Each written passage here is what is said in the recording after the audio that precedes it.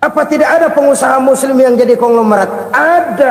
Lalu yang belum banyak itu yang komit terhadap nilai-nilai agamanya. Akhirnya kita jatuh jadi umat yang lemah. Belum ada pengusaha konglomerat muslim buka pabrik supermi cap beduk misalnya umpamanya atau pabrik kecap cap sorban supaya identitas keislamannya sedikit kelihatan. Kita jatuh jadi umat yang lemah karena potensi tidak terinventarisir dengan baik. Kita ini ibarat kompor yang cuma matengin nasi orang lain. Potensi kita dimanfaatkan oleh orang lain. Ukhuwah Islamiyah kita baru terbatas kepada silaturahmi. Ukhuwah di bidang ekonomi kita lemah, ukhuwah di bidang kebudayaan kita lemah, apalagi ukhuwah di bidang politik kita lebih rapuh lagi. Padahal ukhuwah itu adalah totalitas kehidupan manusia, menyangkut ipolexosbud, memerlukan nilai-nilai ukhuwah.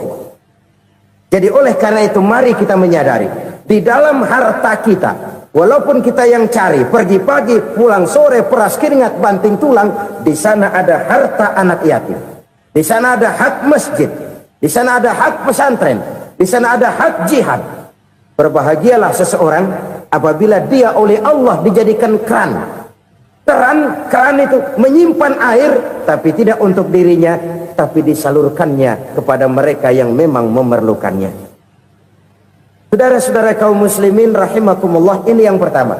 Jadi perbendaharaan surga adalah menyembunyikan sedekah. Orang lain nggak tahu, kita pun nggak pernah ngitung-ngitung. Kita anggap lewat begitu saja, padahal itu deposit akhirat. Satu. Yang kedua, perbendaharaan surga itu apa? Wa kitmanul musibah, menyembunyikan kesulitan. Kadang orang takut menghadapi kesulitan, tapi makin kita merenung, hidup ini kan sebenarnya urusan. Takut sama urusan ya jangan hidup. Tandanya orang hidup itu kalau punya urusan. Urusan melupakan problem, problem sering menimbulkan kesulitan. Kesulitan bukan untuk ditakuti, tapi untuk diatasi dan dicarikan jalan keluarnya. Siapa sih orangnya yang nggak pernah sulit-sulit? Makin tinggi status sosialnya, makin gede urusannya. Makin tinggi kualitas imannya, makin berat tingkat kesulitannya. Cuma memang yang namanya enak itu seperti pelangi. Biang lala itu nggak pernah di atas kepala kita, di atas kepala orang melulu. Lo sih enak lo, kata kita. Dia juga bilang yang enak kan lo. Pelangi itu nggak pernah di atas kepala kita. Kata tukang beca, aduh enak ya naik Mercy. Kata tukang beca, apa yang di dalam mobil Mercy? Aduh enak bener tukang beca, di jok ngeringkuk ngorok pulas bener. Saya kamar pakai AC sejuk, tempat tidur sutra empuk, alga spring bed, kulak kulik nggak bisa pulas kalau belum minum Valium, belum tidur. Enak bener tukang beca, di jok ngorok nggak tahu wetan kulon. Si tukang beca bilang yang di Mercy enak, yang di Mercy bilang tukang beca enak. Inilah enak, nggak pernah di atas kepala kita, di atas kepala orang lain melulu enak itu. Nah saudara-saudara, yang merupakan perbendaharaan surga itu orang yang bisa menyembunyikan kesulitan, baik pribadi ataupun rumah tangga. Nih terutama rumah tangga yang jadi soalnya. Kadang-kadang kita ini kalau senang, sebaliknya kalau senang kita diam, kalem aja, cuek. Banyak banget duit kita bawaan, diam aja udah. Malah ketemu orang takut. Tapi begitu susah, sekampung tahu. Padahal Nabi mengajarkan perbendaharaan surga itu menyembunyikan musibah, menyembunyikan kesulitan. Kalau enak, cerita sama orang-orang. Kalau nggak enak, rasain sendiri, tekan sendiri, atasin sendiri. Kita kan sebaliknya, senang kita diam, asal lagi susah, paling tidak kita nyari teman buat cerita kesusahan. Siapa orangnya yang nggak pernah susah? Cuma soalnya bagaimana kita mengatasi kesusahan itu sendiri. Begitu juga misalnya kalau orang sudah berumah tangga, itu orang tuanya harus menjadi tempat dia cerita yang enak-enak saja. Yang nggak enak rasain berdua, selesaikan berdua, atasin berdua. Jangan dibalik. Asal senang diam, giliran susah aja. Maknya laporan. Terbalik. Bisa menjaga security informasi. Maka nama bayam keluar diam. Malah seluitan. Enak amat lo makan daging ayam. Security informasi. Saudara-saudara kaum muslimin rahimakumullah. Ujian yang terberat itu yang pernah diberikan kepada para nabi, para rasul, para aulia, para ulama. Makin tinggi keimanan, makin berat bentuk kesulitan. Ayo saya kemukakan satu contoh saja. Ada seorang nabi yang kaya, nabi kaya, namanya Nabi Ayub. Iblis kalau orang begini kan keki, ibadahnya rajin, kaya. Nah, yang kayak begini susah digodain. Kalau ibadahnya rajin, miskin, kali bisa disogok. Sini imannya mantap, ibadahnya rajin, kaya, nabi lagi. Oh, tapi namanya iblis nggak kurang akal. Laporan, Tuhan, kenapa Les? Ya ini bahasa saya, bahasa Qurannya sih nggak gitu. Itu hambamu yang namanya Ayub, dia rajin ibadah cuma karena dikasih kaya aja. Coba kasih miskin dia, berhenti dia sembahyang. Ah, kamu bisa aja. Saya tahu Ayub itu hambaku yang ikhlas. Saya buktiin Tuhan, silahkan. Dibuktiinlah, iblis turun ke alam ini. Yang mula-mula dia lakukan, dia rusak sawah ladang Nabi Ayub. Dia binasakan binatang ternak Nabi Ayub. Sehingga dalam waktu singkat, jatuhlah Nabi Ayub dari orang paling kaya jadi orang paling miskin. Beliau masih ibadah di mihrab dalam masjid. Datang iblis. Saudara Ayub, ya, lagi ngapain? Ibadah. Nyembah Allah, nyembah Allah. Oh, percuma. Kenapa? Tuhan yang ente sembah nih, dia udah bikin miskin ente. Sawah ladang ente hancur lebur, binatang ternak binasa. Sekarang ente jadi orang paling miskin. Ngapain nyembah Tuhan kayak begitu? Tekor. Udah berhenti dah ibadah, berhenti ibadah. Ini iblis sama Tuhan laporannya lain, yang dikerjakan kepada Nabi Ayub juga lain. Benar begitu iblis kata Nabi Ayub? Iya, sawah ladang saya habis, buras. Binatang ternak saya binasa, binasa. Saya miskin, bangpak. Apa jawab Nabi Ayub? Bukan innalillahi, ini hebat. Alhamdulillahillazi a'tani wa akhza minni. Segala puji bagi Allah yang telah memberikan harta kepada saya dan sekarang mengambilnya lagi. Alhamdulillah. Allah yang ngasih, Allah yang ambil. Itu mah urusan Allah. Iblis cuman ibadah jalan terus, sujud lagi Nabi Ayub. Iblis seleher gondok banget. Dasar Nabi nggak mempan dia apa-apain. Miskin malah alhamdulillah. Allah yang ngasih, Allah yang ambil. Jadi kalau kita tidak komit, kita tidak terikat kepada kaya, miskin, senang, susah, apa yang bisa bikin kita susah? Jadikan kekayaan, kemiskinan, jadikan senang, susah sebagai anak buah yang bisa kita atur. Jangan kekayaan ngatur kita, jangan kemiskinan ngatur kita. Kita yang harus mengatur mereka. Senang, susah, kaya, miskin, bahagia, sengsara, jadikan itu anak buah yang bisa kita atur. Kalau sekarang kita kaya, lain saat boleh jadi kita miskin, semiskin-miskinnya. Allah yang ngasih, Allah yang ambil. Tenaga mana yang bisa menghalangi? Ibadah jalan terus. Iblis makin gondok. Dasar Nabi loh. Akhirnya apa? Nabi Ayub dikerjain, diberikan penyakit. Demikian fatal penyakitnya. Bayangin, udah miskin sakit. Masya Allah. Miskin sakit. Sakitnya nggak lama, kira-kira 16 tahun. Istrinya 3, 2 mental minta ceraiin. Ngerawatin laki bengek begini. Senang belum tentu, susah udah pasti nih. Cerai aja, cerai dah. Cerai. Tinggal satu Siti Rahmah yang setia menemani beliau. Sesetia-setianya hati perempuan. Satu saat Siti Rahmah bilang, "Bang, iya, abang kan Nabi, Bang. Lalu, namanya Nabi kan doanya jarang meleset, Bang. Maksud kamu minta kenapa sih sama Tuhan biar abang sembuh, baik dah, Bang?" Siti Rahmah, "Iya, saya sakit berapa tahun sih dah?" 16 tahun, Bang. "Sebelum ini saya sehat berapa tahun?" "Ya kira-kira 60 tahun, Bang." "Nah, coba ente banding-bandingin, Rahmah. Saya dikasih sehat 60 tahun, dikasih sakit 16 tahun. Sudah nggak sabar mau doa kepada Allah minta sembuh. Saya malu kepada Allah. Diuji dengan yang luar biasa seperti ini, tidak mengganggu stabilitas kehambaannya. Dia tetap menghamba kepada Allah Subhanahu wa ta'ala.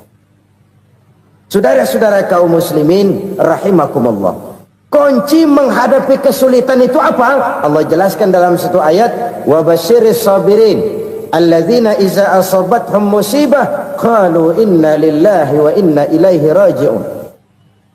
Gembirakan orang-orang yang sabar. Siapa mereka itu? Yang apabila mendapat musibah mereka kembali kepada keyakinan dasar, segalanya dari Allah dan segalanya akan kembali kepada Allah. Ini konsepsi dasar dari sikap muslim dalam menghadapi berbagai kesulitan. Segalanya dari Allah, segalanya akan kembali kepada Allah. Kalau ini sudah kondisi dasarnya, maka kita akan lapang menghadapi kenyataan bagaimanapun pahitnya. Apakah itu namanya miskin, apakah itu namanya sakit, bahkan maut sekalipun. Segalanya dari Allah, segalanya akan kembali kepada Allah. Ini sikap hidup, bukan sekedar ucapan. Kita kadang-kadang menjadikannya sebagai ucapan. Mulutnya sehingga berhenti, innalillahi wa inna ilaihi raji'un, tapi nangisnya terus gerung-gerungan. Bukan itu, ini kesadaran moral. Kalau segalanya dari Allah, segalanya kembali kepada Allah, kan sebenarnya cuma nunggu giliran. Hari ini saya nyembayangin dia, entah hari apa saya disembayangin orang. Hari ini saya antar dia ke kubur, entah hari apa orang nganterin saya ke kubur. Hari ini saya tahlilkan dia, entah nanti kapan orang tahlilkan saya. Segalanya dari Allah, segalanya akan kembali juga kepada Allah. Oleh sebab itu saudara-saudara, kesulitan bukan untuk ditakuti. Kesulitan justru untuk diatasi, dicarikan jalan keluarnya. Dan tidak ada orang yang tidak pernah mendapat kesulitan. Tidak ada. Semakin tinggi status sosial, semakin tinggi kualitas keimanan, semakin besar juga tingkat kesulitan. Hanya saja bagaimana cara kita mengatasinya. Dan Al-Quran menyatakan, "Inna ma'al usri yusra." Di balik kesulitan itu pasti ada kemudahan. Roda itu berputar. Karena itu Rasulullah sallallahu alaihi wasallam mengingatkan kepada kita, ta'arraf ilallahi fir raha ya'rifka fisyiddah. Ingatlah kepada Allah di waktu kamu senang, supaya Allah ingat kepada kamu di waktu kamu susah. Kalau waktu senang kita ingat kepada Allah, kita susah, Allah tidak akan meninggalkan kita. Tapi kalau waktu senang kita jauh dari Allah, sujud tidak sempat, dengan masjid jauh, ketika senang kita lupakan Allah. Nanti begitu kita susah, Allah lupakan kita. Dan itu menyakitkan. Oleh karena itu orang-orang tua kita dulu bilang, kalau lagi sehat ingat-ingat lu bakal sakit nanti. Kalau lagi kaya ingat-ingat satu saat kita bakal jatuh miskin. Bahkan kalau lagi muda ingat-ingat kita bakal tua. Dan yang terpenting, kalau lagi hidup ingat-ingat kita bakal mati. Saudara-saudara kaum muslimin rahimakumullah. Jadi yang kedua yang merupakan perbendaharaan surga, menyembunyikan musibah. Saudara-saudara kaum muslimin rahimakumullah. Hal ketiga yang merupakan perbendaharaan surga adalah wasilatur rahmi. Orang yang suka bersilaturahmi. Sebagaimana yang kita maklum bahwa manusia adalah makhluk yang disebut zon politika. Makhluk sosial yang tidak mungkin hidup sendiri-sendiri. Betapa dan siapapun kita memerlukan orang lain. Bodoh betul manusia kalau tinggal di tengah masyarakat tapi tidak mau bermasyarakat. merasa hebat sendiri, pinter sendiri, gagah sendiri, kaya sendiri. Mungkin kalau mati juga ngubur sendiri. Jangankan kita di sini, di sorga saja Nabi Adam waktu sendirian bengong melulu, mondar mandir. Allah tegur dam sepi dam. Ya ini kalau bahasa saya. Iya Tuhan, sepi ini nggak ada coret-corekan pisan ini. Diciptakan Siti Hawa baru anteng Nabi Adam. Itu di sorga. Cobalah. Umpamanya saudara tinggal di Jakarta nih. Kayak bener. Apaan aja di Jakarta punya saudara deh. Jembatan Semanggi ambil. Monas, Buntel bawa pulang. Hotel-hotel ambil semua. Cuman tinggal di Jakarta sendirian, apa enaknya? Betapa dan siapapun kita perlu orang lain. Tidak ada seorang pun yang bisa memenuhi kebutuhan hidupnya secara sendiri-sendiri. Nah, Islam telah menyelamatkan manusia dari ras diskriminasi, mengikat manusia dengan persaudaraan yang berlandaskan kepada akidah. Karena itu dianjurkan bersilaturahmi. Bahkan Nabi menyatakan, man arada ayyubsata lahu fi rizqihi wa yunsa'a fi atharihi falyasil rahimah. Siapa yang kepengen diluaskan rezekinya dan dipanjangkan usianya, banyaklah ia bersilaturahmi. Siapa yang kepengen dimudahkan rezekinya, hendaknya ia banyak bersilaturahmi. Kalau banyak teman, kesulitan kan paling tidak ada tempat cerita. Udah susah, sendirian kita pikirin diri, nggak ada tempat tukar pikiran. Cepet banget sama bengek. Dilawan sendiri.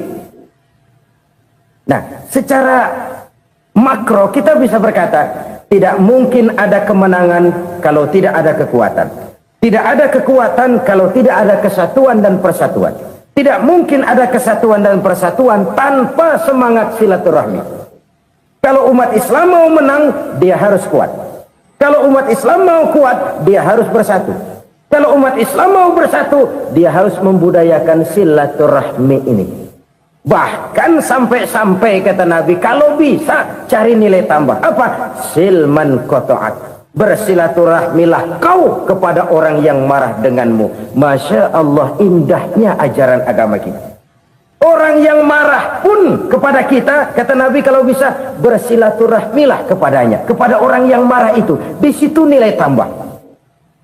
Cuman jujur nih hadis, ngucapinnya gampang, ngamalinnya yang berat banget. Orang marah sama kita, kita disuruh silaturahmi. Ada apa malu? Lu marah, ada gue marahan lagi. Tunggu pikirin.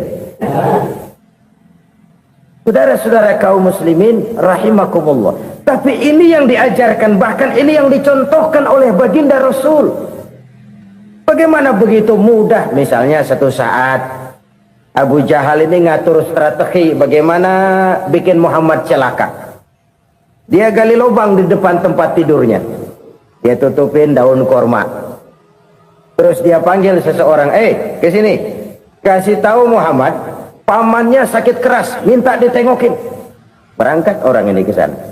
Muhammad, labbaik. Pamanmu sakit keras, dia minta ditengokin. Baik, saya akan datang menjenguk beliau. Berangkatlah Nabi ke rumah Abu Jahal tanpa prasangka apapun. Abu Jahal udah pasang setil, selimut 3 rangkap setengah dipakai, persis kayak orang meriang. Tapi sembari ngintip dari balik selimut, begitu Muhammad buka pintu, nah masuk perangkap nih. Muhammad jalan menuju tempat pembaringan. Makin lama makin dekat, makin lama makin dekat, makin dekat ke lubang yang dipasang oleh Abu Jahal itu. Dalam hati Abu Jahal, terus dah jatuh, mampus dah lo ini. Mampus lo hari ini nih. Apa yang terjadi? Malaikat Jibril datang. Muhammad, pamanmu cuma pura-pura sakit. Di depan tempat tidurnya ada lubang perangkap supaya kamu jatuh ke situ. Sudah, kamu pulang. Balik kanan Nabi. Sudah hampir jatuh ke lubang, balik kanan, pulang. Bayangin kecewanya Abu Jahal. Muhammad dikit lagi, Muhammad dikit lagi. Enggak paman, saya pulang aja. Emosi bangun dari tempat tidur, enggak sadar kalau lagi pura-pura sakit. Lompat ngejar Nabi, dia lupa dengan lubang yang dia gali. Usrak, nyemplung sendiri ke dalam lubang.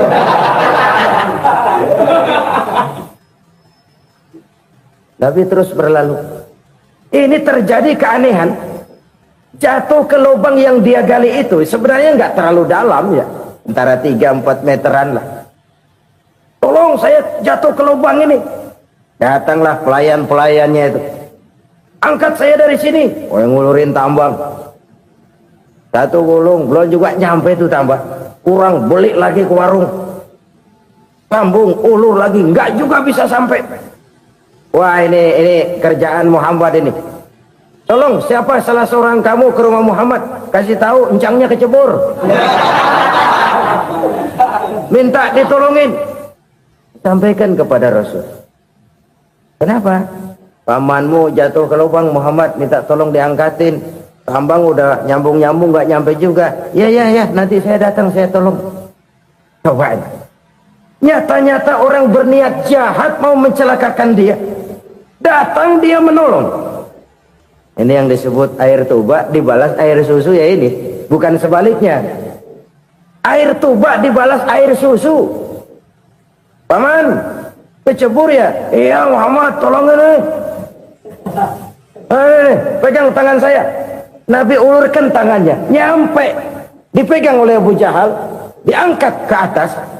Sampai atas. Apa kata Abu Jahal? Sihirmu memang hebat Muhammad. Udah ditolongin dikata sihir. Yang enak kita kemplang kan itu orang begitu. Urusan apa? Tapi inilah akhlak. Kalau bisa kamu bersilaturahmilah dengan orang yang marah kepadamu sekalipun. Orang marah kita tetap baik.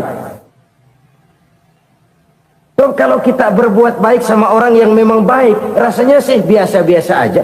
Orang baik kita baik lagi, ya draw aja, belum ada nilai tambah di situ. Baru ada nilai tambah kalau kita bisa berbuat baik kepada orang yang nyakitin kita. Itu namanya kita setingkat di atas dia. Dia sakitin kita, kita berbuat baik sama dia. Dia pelit sama kita, kita baik sama dia. Dia marahin kita, kita deketin dia. Di situ kita punya nilai tambah. Jadi siapa yang ingin diluaskan rezekinya kata Nabi dan dipanjangkan umurnya, hendaklah ia banyak-banyak bersilaturahmi. Sederhana sebenarnya silaturahmi, tapi silaturahmi membangkitkan semangat kesatuan dan persatuan. Kesatuan dan persatuan melahirkan kekuatan. Dalam matematika 1 ditambah 1 pasti 2. Tapi di tengah masyarakat 1 orang takut ditambah 1 orang takut, hasilnya jadi 2 orang setengah berani. Kenapa setengah berani? Karena udah berdua. Tadi pan takut sendirian. Kalau dia kumpul turu-turu takutlah jadi berani. Kita yang lemah, kita yang tidak berdaya, kita yang miskin, kalau mau kompak bersatu, apa yang nggak bisa kita kerjain? Apalagi tinggal di kota besar, pilihan cuma 2. Bertahan atau minggir. Bertahan atau minggir. Untuk bisa bertahan harus mampu bersaing. Untuk mampu bersaing harus punya keahlian. Keahlian harus ditunjang dengan pendidikan, ditambah oleh kekompakan sebagai umat. Udah miskin mencar mulu, orang injak kita. Orang nggak pandang urusan apa malu. Oleh karena itu silaturahmi pada hakikatnya merupakan roh dari ukhuwah yang diajarkan oleh agama kita. Bagaimana Islam menyelamatkan masyarakat manusia dari ras diskriminasi, mengikat manusia, dan tidak ada persaudaraan yang lebih indah selain persaudaraan yang diikat dengan nilai-nilai akidah. Sepanjang orang di jalan Allah, itulah saudara kita. Keluar dia dari jalan Allah, selesailah persaudaraan sampai di situ. Karena itu, kalau ingin menyimpan sesuatu di surga, banyaklah bersilaturahmi. Datang ke rumah ini, datang ke rumah itu, dan lain sebagainya. Itu simpanan kita di akhirat nanti. Ini yang ketiga. Saudara-saudara, yang keempat, perbendaharaan surga itu apa? Wa qawlu la hawla wa la quwwata illa billah. Ucapan la hawla wa la quwwata illa billah. Ibadah kan ada yang berat, modalnya besar. Bangun masjid berat, modalnya besar. Bangun rumah sakit berat, modalnya besar. Ada ibadah yang berat tapi modalnya ringan. Misalnya puasa. Puasa itu berat, mengendalikan nafsu. Kalau sekedar nggak makan nggak minum sih enteng, mengendalikan nafsu itu jihad terbesar. Tapi kan modalnya ringan, cuma niat saja. Ini ibadah berat, modalnya ringan. Ada ibadah yang ringan, modalnya juga enteng. Seperti termasuk ucapan la haula wala quwata illa billah. Tanpa sadar, la haula wala quwata illa billah, nyelengin tuh di surga. Nyelengin, kita nggak terasa, nyelengin simpenan akhirat. La haula wala quwata illa billah, nyimpan lagi. Kaget, la haula wala quwata illa billah, nyimpan lagi. Banyak simpenan. Walaupun sebenarnya yang dimaksud di sini adalah kesadaran batin bahwa tidak ada daya dan kekuatan kecuali Allah. Itu intinya. Kita memulai pekerjaan disunahkan baca bismillah, kan begitu? Apa itu? Kesadaran moral bahwa ini saya bisa kerjakan. Saya kerjakan ini dengan menyebut nama Allah. Kenapa? Kalau Allah tidak memberikan daya dan kekuatan, mana mampu saya kerjakan ini. Maka saya kerjakan ini dengan menyebut nama Allah. Bismillah. Kesadaran moral. Manusia hanya wajib berusaha, tapi nggak pernah wajib berhasil. Banyak hal-hal yang kalau kita renungkan secara rasio nggak mungkin, tapi jadi kenyataan. La haula wala quwata illa billah. Tidak ada daya dan kekuatan kecuali bagi Allah semata-mata. Kesadaran moral akan kelemahan dan keterbatasan makhluk bernama manusia. Kadang kita kagum dengan otak, tapi kita sering lupa sama yang bikin otak. Padahal bagaimanapun hebatnya otak, yang bikin otak pasti lebih hebat dari otak. Nggak percaya, silahkan otak-otakan. Inilah kecenderungan. Kita kagum dengan pesawat-pesawat mutakhir, bukan main besi gede banget terbang itu. Alangkah hebatnya. Lalu apa yang bikin otak tidak lebih hebat dari itu semua? Kita puji laut. Apa yang bikin laut tidak lebih hebat dari laut itu? La haula wala quwata illa billah. Tidak ada daya dan kekuatan kecuali Allah. Apa yang bisa kita lakukan kalau tidak karena daya dan kemampuan yang diberikan oleh Allah kepada kita? Lahirlah sikap tawadu, rendah hati, tidak melonjak menjadi angkuh dan sombong, sadar akan kelemahan dan keterbatasan diri sebagai makhluk yang diciptakan oleh Allah Subhanahu wa taala. Jadi satu sisi ini ucapan yang berpahala, la haula, jadi wiridan. Pada sisi lain ini kesadaran moral, sikap mental, kesadaran batin bahwa yang punya daya dan kekuatan itu cuma Allah. Kita nggak pantas untuk sombong, sebab sombong itu pakaiannya Allah. Kita nggak sedang pakai pakaian Allah, kegedean. Dan makin kita renungi, makin terbentur. Apa sih yang bisa kita sombongin? Kita mau sombong apa? Kaya? Pintar? Itu kan semua relatif. Di atas langit masih ada langit lagi. Jadi oleh karenanya, marilah kita menyadari. Manusia hanya wajib berusaha, tapi tidak pernah wajib berhasil. Yang berusaha saja tidak wajib berhasil, apalagi yang tidak berusaha. Islam bukan agama orang pemalas yang selesai sholat lalu enggelohom, enggelenggem ayem-ayem. Tapi Islam bukan agama orang sombong yang setelah berusaha lalu tidak memerlukan Allah. Kita bisa saja bikin proyeksi, tahun sekian kita bakal panen besar menurut perhitungan otak. Tapi ada kejadian lain. Apa? Tikus ngambek. Habis itu dimakanin tikus, panen gagal. Proyeksi rasional gagal oleh tikus-tikus yang ngambek itu. Bisa saja terjadi. Tahun depan kita panen besar, urung. Kenapa? Musim panas panjang. Dan sekarang ini koran-koran bikin berita musim mengalami penyelewengan. Bukan cuma manusia yang nyeleweng sekarang. Musim pakai nyeleweng. Mestinya kan musim hujan udah selesai, masih hujan-hujan juga. Musim. Nah sekarang kita boleh bikin proyeksi, kita bakal panen besar. Tahu-tahu musim panas panjang, sawah retak, air kering. Cari teknokrat yang paling botak, suruh pendekin tuh musim panas. La haula wa la quwata illa billah. Inilah kesadaran moral. Saudara, saya teringat satu saat ada seorang konglomerat. Umurnya ya kira-kira 70-an. Satu saat dia ditanya oleh wartawan, "Pak, umur Bapak berapa sih?" "Ya paling 10 tahun." 10 tahun? 10 tahun? Anak Bapak berapa orang? Satu. Satu saja? Satu. Harta Bapak berapa?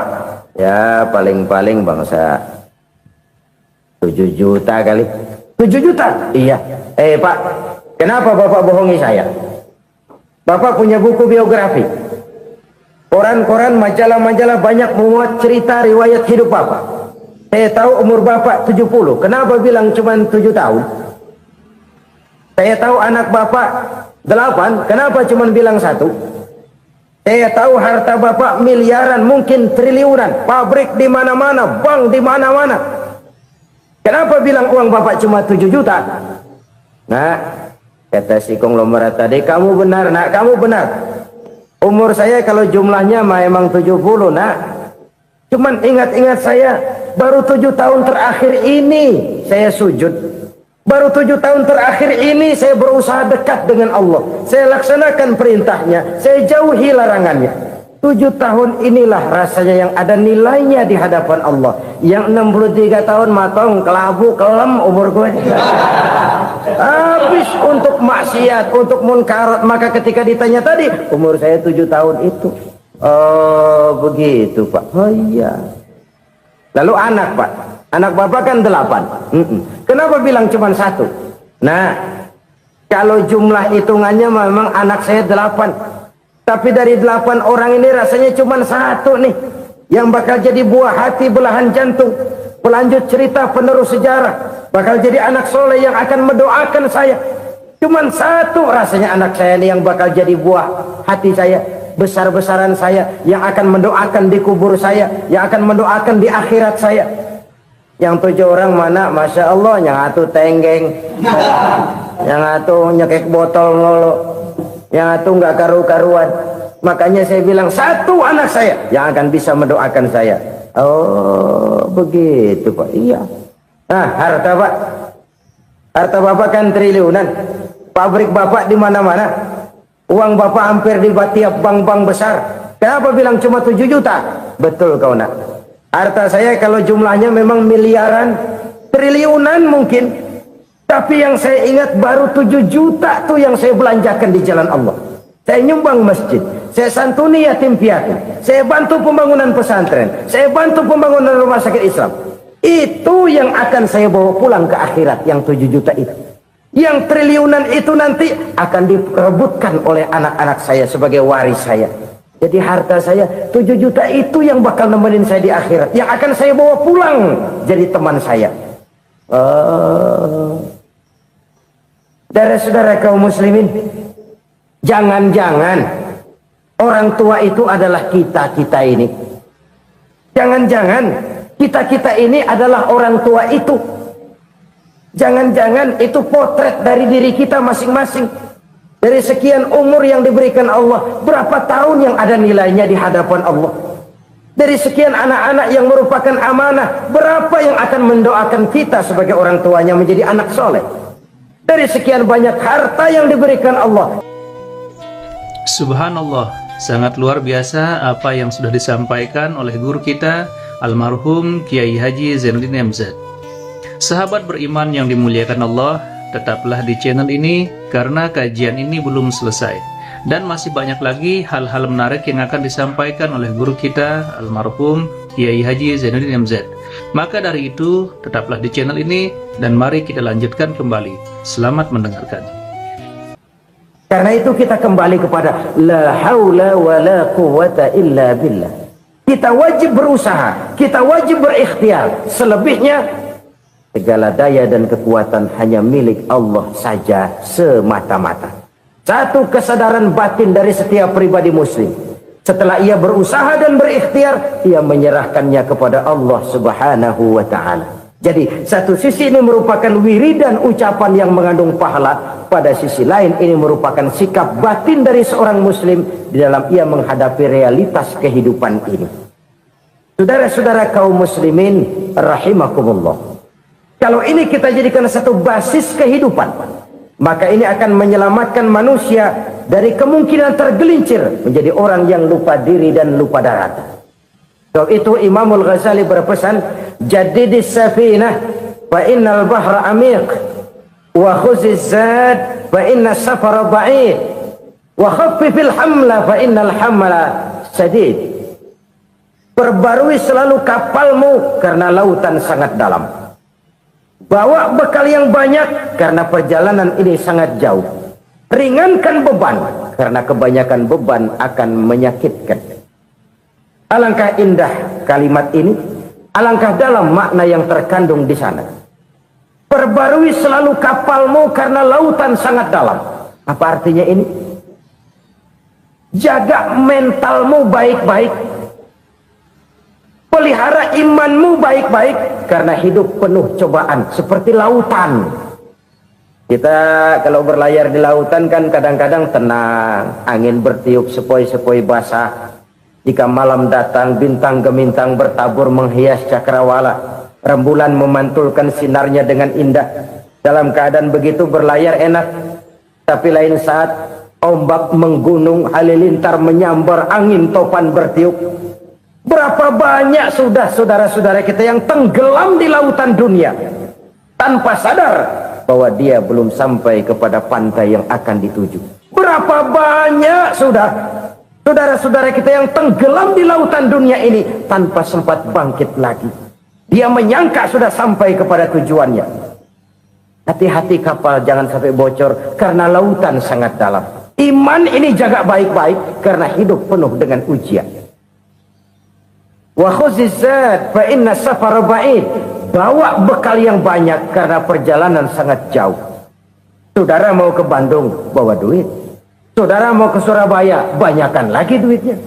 Saudara mau ke Mekah, gepokan, iketan tuh duit nggak lembaran lagi. Makin jauh perjalanan, makin banyak bekal yang harus kita bawa. Kalau saudara dari Jakarta mau ke Surabaya, kagak bawa duit berangkat juga, itu sih bukan berani namanya, nekat. Sampai Surabaya belum tentu, sengsara di jalan udah pasti. Kenapa? Nggak bawa bekal berangkat. Sama juga kita nih, misalnya belum sempat sembahyang, mati. Waduh, berani banget orang. Belum punya bekal, mati. Sengsara di jalan. Atau bekal tidak cukup. Dari Jakarta saudara mau ke Surabaya, bawa duit 500 perak. Paling jauh Cikampek nyampenya itu. Paling jauh itu. Antara jauhnya perjalanan dengan bekal yang saudara bawa tidak seimbang. Hidup ini perjalanan panjang. A walking tour. Dimulai dari alam arwah. Sebelum jasad diciptakan, roh diciptakan lebih dulu. Dari situ pindah ke alam rahim. Dari alam rahim pindah ke alam dunia. Dari alam dunia pindah ke alam barzah. Baru menuju akhirat. Satu perjalanan panjang. Kalau bekal tidak bawa, sengsara di jalan. Bawa bekal yang banyak karena perjalanan ini sangat jauh. Wa khaffifil hamla, ringankan beban karena beban itu cuma akan menyulitkan. Kalau bekal itu sih keperluan, tapi beban nggak kita perluin, coba ngeberat-beratin. Apa ini beban? Dosa. Kecurangan, kebatilan, kezoliman, ketidakadilan, kesewenang-wenangan. Itu akan jadi beban kita di akhirat. Alangkah celakanya, perjalanan panjang, bekal tidak bawa, beban kelewat banyak, alamat sengsara di jalan. Pahala tidak ada, dosa berlipat ganda. Na'udzubillah, summa na'udzubillah. Kalau kita rangkum nasihat Al-Ghazali dengan kisah si konglomerat tadi, kita akan mengambil kesimpulan. Pertama, bekal terbaik dalam menghadapi gejolak kehidupan ini tidak lain adalah iman. Yang kedua, pahala dan dosa. Dua hal kontroversial. Pahala adalah bekal, dosa adalah beban. Tapi kita sekarang kan tidak begitu terangsang kepada yang abstrak. Orang berlomba mencari yang konkret-konkret saja, yang real. Kalau memang dosa, benjol dong, kira-kira begitu. Kira-kira begitu. Persis orang Yahudi dulu. Orang Yahudi itu kan pernah minta kepada Nabi Musa, "Ya Musa, lan nu'mina laka hatta narallaha jahrah." Musa, kami nggak bakal mau beriman kepada Allah kalau belum kami lihat Allah ada nongkrong di depan kami. Kalau memang Tuhan ada, taruh dong di depan kami. Mau yang konkret-konkret saja. Kalau memang dosa, benjol dong. Kalau memang pahala, berasa dong. Orang terangsang kepada yang real, yang konkret-konkret saja. Karena itu, untuk mengejar dosa orang mau bayar. Tapi untuk mengejar pahala, walaupun tidak bayar, orang segan. Ini yang dikatakan oleh Nabi, kamu mengharapkan ke surga, tapi kamu berat melaksanakan sesuatu yang bisa membawa kamu ke surga. Kamu ingin jauh dari neraka, tapi tiap saat kamu lakukan perbuatan-perbuatan yang justru menjerumuskan kamu ke neraka. Idda'aitum an-najata minan nar wa ramaitum fiha anfusakum. Kamu ingin selamat dari neraka, tapi kamu lemparkan diri kamu ke neraka. Kamu ingin masuk surga, tapi berat sekali kamu melakukan perbuatan-perbuatan yang bisa menyampaikan kamu di surga. Saudara-saudara kaum muslimin rahimakumullah. Jadi hal keempat yang merupakan perbendaharaan surga adalah la haula wa la quwwata illa billah. Satu sisi ini merupakan ucapan yang memperberat timbangan akhirat. Pada sisi lain ini merupakan sikap hidup seorang muslim. Kesadaran batin yang sangat dalam bahwa tidak ada daya dan kekuatan kecuali Allah.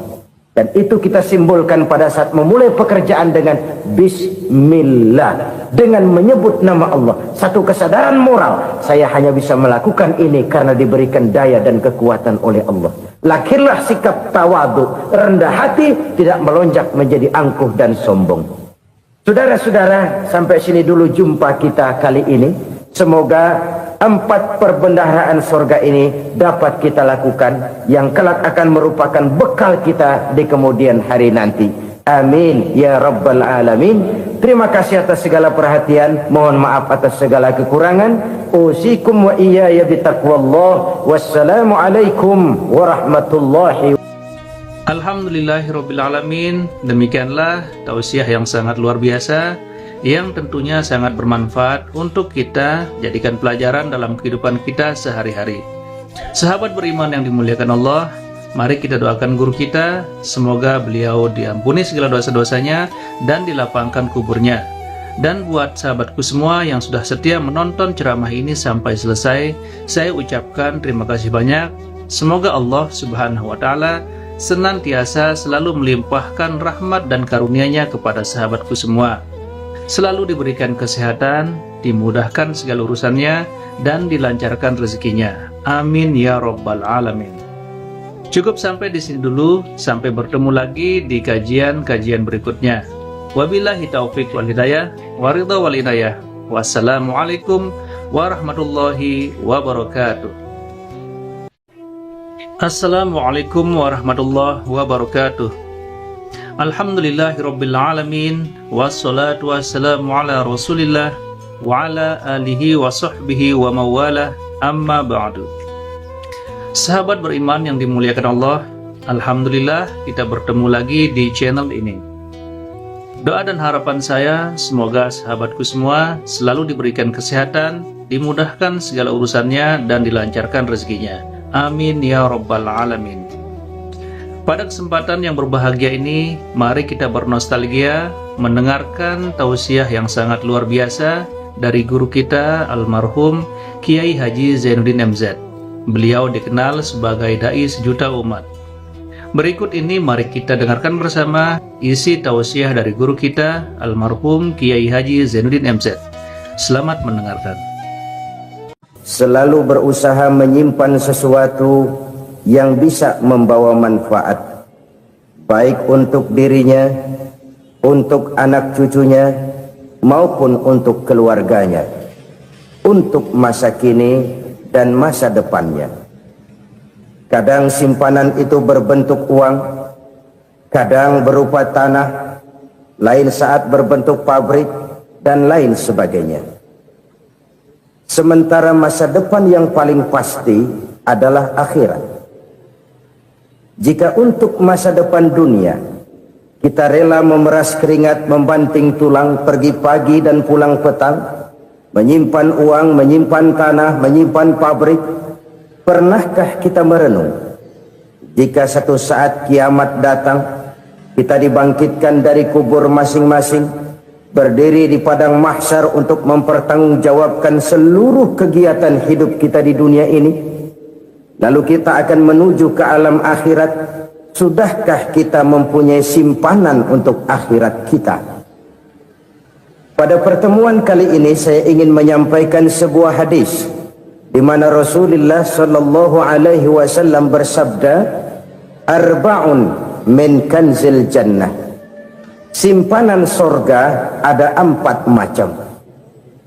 Yang pertama, ikhfa'us sadaqah, menyembunyikan sedekah.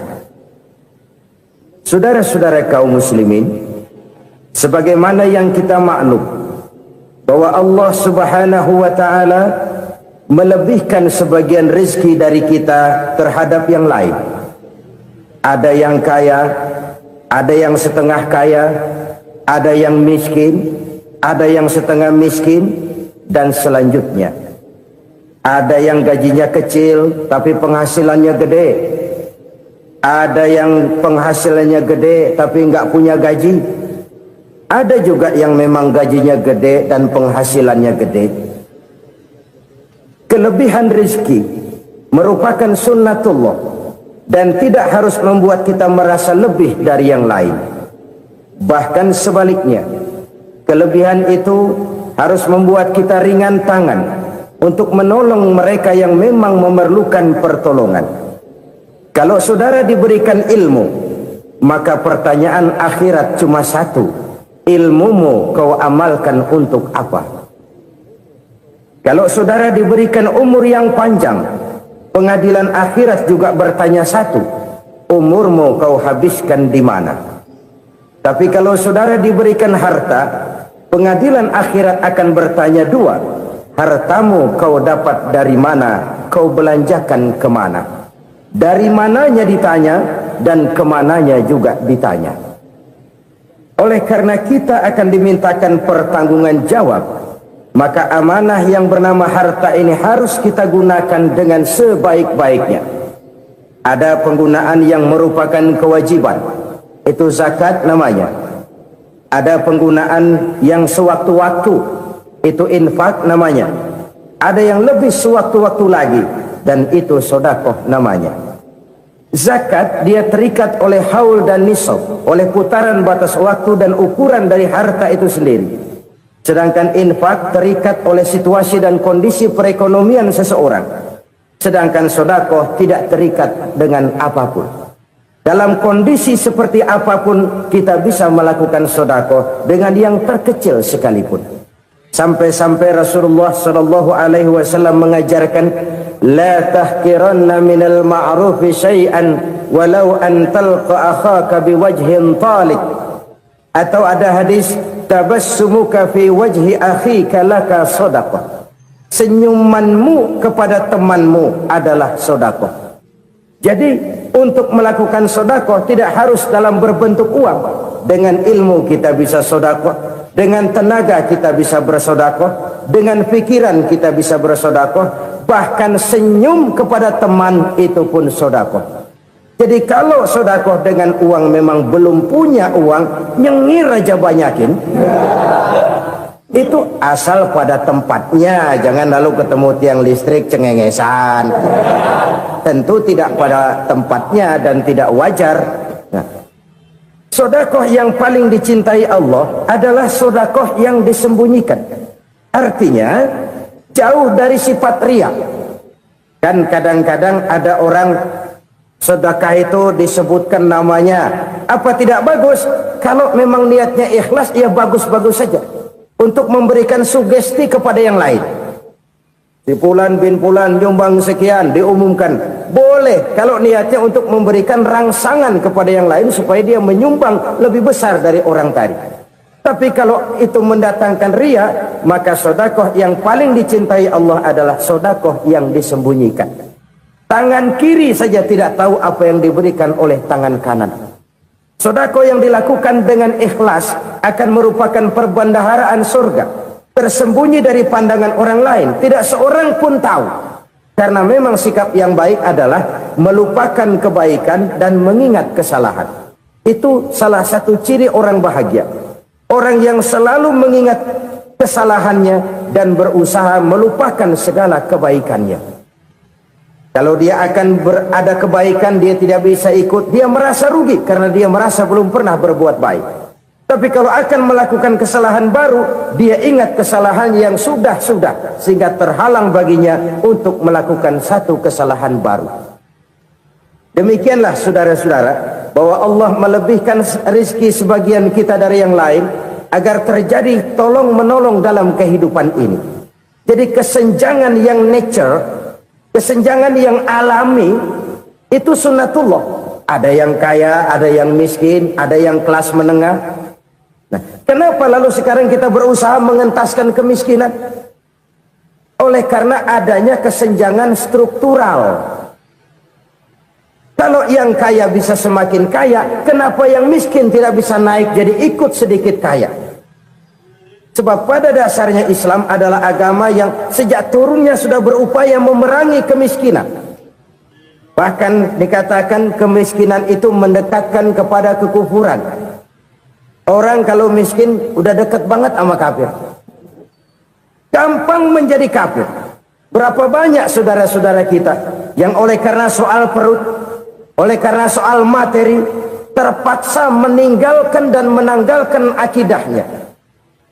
Menjual petunjuk yang diberikan Allah dengan kesenangan dunia yang cuma sebentar ini.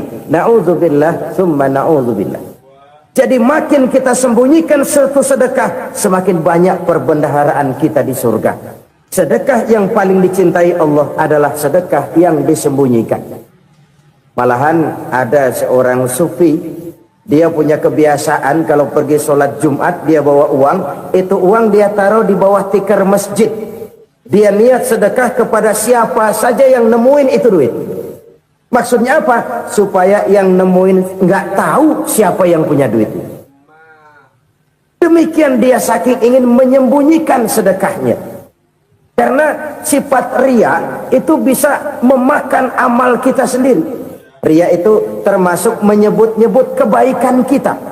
Orang yang suka nepuk dada, sedikit-sedikit ngitungnya kalau nggak gua. Tuh kalau nggak gua tuh yang belah situ, kalau nggak gua, iya kalau nggak lu kenapa emang? Orang yang suka menepuk jasad, tuh biasanya memang begitu saudara-saudara. Kalau perang lagi berkecamuk, orang nggak sempat ngaku jadi pahlawan. Tapi begitu perang selesai, yang kagak kenal bedil ngaku pahlawan, mas. Itu sesuatu yang biasa.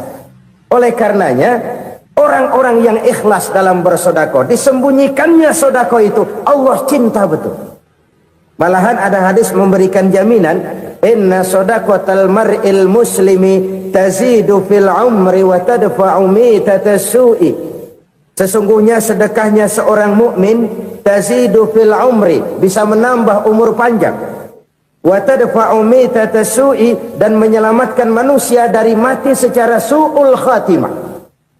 Jadi siapa yang kepengen panjang umur, banyaklah sedekah. Yang bosan hidup, pelit terus. Sedekah menambah panjang umur dan menyelamatkan manusia dari mati secara su'ul khatimah. Pak, katanya umur itu nggak bisa ditambah, nggak bisa dikurangin. Kapan? Kalau ajal sudah datang. Fa idza jaa ajaluhum la yastakhiruna sa'atan wa la yastaqdimun. Kalau ajal datang tidak bisa dimajukan, tidak bisa dimundurkan. Itu kalau ajal sudah datang.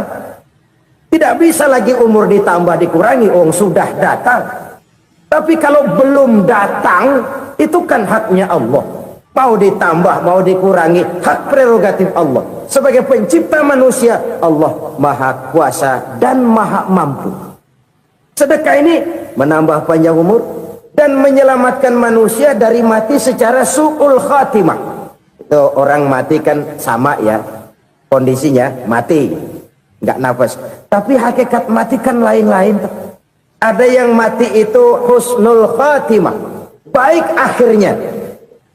Misalnya lagi ngaji mati, lagi sholat mati, lagi sedekah mati. Ini yang dinamakan dengan husnul khatimah, baik di akhirnya.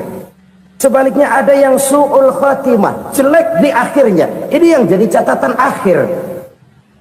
Lagi nyekek botol, mampus. Lagi banting kartu, modar. Su'ul khatimah, jelek pada akhirnya. Sedekah menyelamatkan manusia dari mati secara su'ul khatimah. Dan kita semua kepengen mendapat husnul khatimah, jauh dari su'ul khatimah. Oleh sebab itu yang bisa menyelamatkan kita dari penyakit itu antara lain adalah sedekah yang disembunyikan, yang dikerjakan dengan ikhlas karena Allah.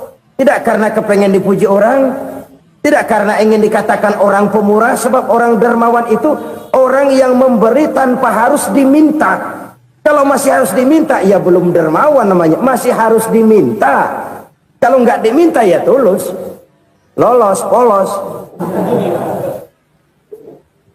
Saudara-saudara kaum muslimin rahimakumullah. Harta adalah amanat dan akan kita pertanggungjawabkan. Allah melebihkan rizki sebagian kita dari yang lain agar kita saling tolong menolong, bantu membantu. Nabi janjikan siapa yang meringankan beban saudaranya muslim di dunia, Allah akan meringankan bebannya di akhirat nanti. Sebuah jaminan dari baginda Nabi. Si orang yang kita bantu barangkali tidak bisa membalas, Allah yang akan membalas lewat jalan lain yang tidak pernah kita sangka-sangka. Ada orang tanya, Pak, ini ada orang nyumbang masjid sambil marah-marah, bagaimana? Saya bilang sumbangannya aja ambil, marahnya jangan. Marahnya jangan diambil, itu urusan dia. Saudara-saudara kaum muslimin rahimakumullah. Umat Islam ini kan umat yang punya potensi besar. Kadang kita merenung, kenapa kadang-kadang pembangunan masjid kok lambat sekali? Kalau hotel hari ini peletakan pertama, bulan depan peresmian. Supermarket hari ini peletakan batu pertama, minggu depan peresmian. Tapi kalau sudah yang namanya masjid, kadang-kadang peletakan batu pertama sekaligus jadi batu terakhir. 3 tahun, 4 tahun, campur nebar jalak di jalanan, duit dijaring kayak ikan sepat. Apa tidak ada orang Islam yang kaya? Banyak. Apa tidak ada pengusaha muslim yang jadi konglomerat? Ada. Lalu yang belum banyak itu yang komit terhadap nilai-nilai agamanya. Akhirnya kita jatuh jadi umat yang lemah. Belum ada pengusaha konglomerat muslim buka pabrik supermi cap beduk misalnya umpamanya atau pabrik kecap cap sorban supaya identitas keislamannya sedikit kelihatan. Kita jatuh jadi umat yang lemah karena potensi tidak terinventarisir dengan baik. Kita ini ibarat kompor yang cuma matengin nasi orang lain. Potensi kita dimanfaatkan oleh orang lain. Ukhuwah Islamiyah kita baru terbatas kepada silaturahmi. Ukhuwah di bidang ekonomi kita lemah, ukhuwah di bidang kebudayaan kita lemah, apalagi ukhuwah di bidang politik kita lebih rapuh lagi. Padahal ukhuwah itu adalah totalitas kehidupan manusia, menyangkut ipolek sosbud. memerlukan nilai-nilai ukhuwah. Jadi oleh karena itu mari kita menyadari di dalam harta kita, walaupun kita yang cari pergi pagi pulang sore peras keringat banting tulang, di sana ada harta anak yatim, di sana ada hak masjid, di sana ada hak pesantren, di sana ada hak jihad. Berbahagialah seseorang apabila dia oleh Allah dijadikan keran itu menyimpan air, tapi tidak untuk dirinya, tapi disalurkannya kepada mereka yang memang memerlukannya. Saudara-saudara kaum muslimin rahimakumullah, ini yang pertama. Jadi perbendaharaan surga adalah menyembunyikan sedekah. Orang lain nggak tahu, kita pun nggak pernah ngitung-ngitung.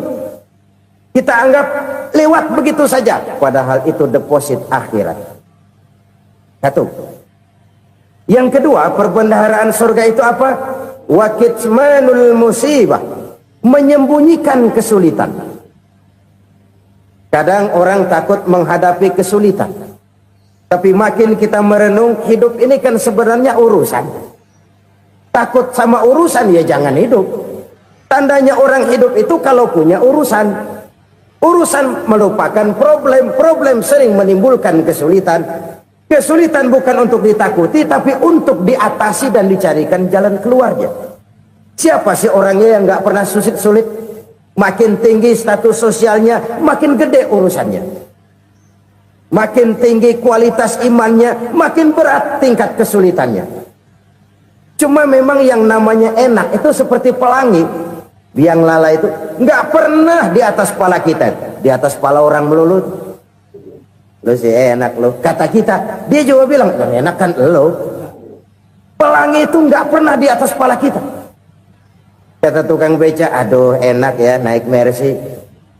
Kata tukang beca, apa yang di dalam mobil Mercy? Aduh enak bener tukang beca, di jok ngeringkuk ngorok pules bener. Saya kamar pakai AC sejuk, tempat tidur sutra empuk, alga spring bed, kulak kulik nggak bisa pules kalau belum minum Valium, belum tidur. Enak bener tukang beca, di jok ngorok nggak tahu wetan kulon. Si tukang beca bilang yang di Mercy enak, yang di Mercy bilang tukang beca enak. Inilah enak, nggak pernah di atas kepala kita, di atas kepala orang lain melulu enak itu. Nah saudara-saudara, yang merupakan perbendaharaan surga itu orang yang bisa menyembunyikan kesulitan, baik pribadi ataupun rumah tangga. Nih terutama rumah tangga yang jadi soalnya. Kadang-kadang kita ini kalau senang, sebaliknya kalau senang kita diam, kalem aja, cuek. Banyak banget duit kita bawaan, diam aja udah. Malah ketemu orang takut. Tapi begitu susah, sekampung tahu. Padahal Nabi mengajarkan perbendaharaan surga itu menyembunyikan musibah, menyembunyikan kesulitan. Kalau enak, cerita sama orang-orang. Kalau nggak enak, rasain sendiri, tekan sendiri, atasin sendiri. Kita kan sebaliknya, tenang kita diam, asal lagi susah, paling tidak kita nyari teman buat cerita kesusahan. Siapa orangnya yang nggak pernah susah? Cuma soalnya bagaimana kita mengatasi kesusahan itu sendiri. Begitu juga misalnya kalau orang sudah berumah tangga, itu orang tuanya harus menjadi tempat dia cerita yang enak-enak saja. Yang nggak enak rasain berdua, selesaikan berdua, atasin berdua. Jangan dibalik. Asal senang diam, giliran susah aja. Maknya laporan. Terbalik. Bisa menjaga security informasi. Maka nama bayam keluar diem, malah seluitan. Enak amat lo makan daging ayam. Security informasi. Saudara-saudara kaum muslimin rahimakumullah, ujian yang terberat itu yang pernah diberikan kepada para nabi, para rasul, para aulia, para ulama. Makin tinggi keimanan, makin berat bentuk kesulitan. Ayo saya kemukakan satu contoh saja. Ada seorang nabi yang kaya, nabi kaya, namanya Nabi Ayub. Iblis kalau orang begini kan keki, ibadahnya rajin, kaya, nih yang kayak begini susah digodain. Kalau ibadahnya rajin, miskin, kali bisa disogok. Sini imannya mantap, ibadahnya rajin, kaya, nabi lagi. Oh, tapi namanya iblis, nggak kurang akal. Laporan, Tuhan, kenapa Les? Ya ini bahasa saya, bahasa Qurannya sih nggak gitu. Itu hambamu yang namanya Ayub, dia rajin ibadah cuma karena dikasih kaya aja. Coba kasih miskin dia, berhenti dia sembahyang. Ah, kamu bisa aja. Saya tahu Ayub itu hambaku yang ikhlas. Saya buktiin Tuhan, silahkan. Dibuktiin lah, iblis turun ke alam ini. Yang mula-mula dia lakukan, dia rusak sawah ladang Nabi Ayub. Dia binasakan binatang ternak Nabi Ayub. Sehingga dalam waktu singkat, jatuhlah Nabi Ayub dari orang paling kaya jadi orang paling miskin. Beliau masih ibadah di mihrab dalam masjid. Datang iblis. Saudara Ayub, ya, lagi ngapain? Ibadah. Nyembah Allah, nyembah Allah. Oh, percuma. Kenapa? Tuhan yang ente sembah nih, dia udah bikin miskin ente. Sawah ladang ente hancur lebur, binatang ternak binasa. Sekarang ente jadi orang paling miskin. Ngapain nyembah Tuhan kayak begitu? Tekor. Udah berhenti dah ibadah, berhenti ibadah. Ini iblis sama Tuhan laporannya lain, yang dikerjakan kepada Nabi Ayub juga lain. Benar begitu iblis, kata Nabi Ayub. Iya, sawah ladang saya habis buras, binatang ternak saya binasa, binasa. Saya miskin, bangpak. Apa jawab Nabi Ayub? Bukan innalillahi, ini hebat. Alhamdulillahillazi a'tani wa akhza minni. Segala puji bagi Allah yang telah memberikan harta kepada saya dan sekarang mengambilnya lagi. Alhamdulillah. Allah yang ngasih, Allah yang ambil. Itu mah urusan Allah. Iblis cuman ibadah jalan terus, sujud lagi Nabi Ayub. Iblis seleher gondok banget. Dasar Nabi nggak mempan dia apa-apain. Miskin malah alhamdulillah. Allah yang ngasih, Allah yang ngambil. Jadi kalau kita tidak komit, kita tidak terikat kepada kaya, miskin, senang, susah, apa yang bisa bikin kita susah?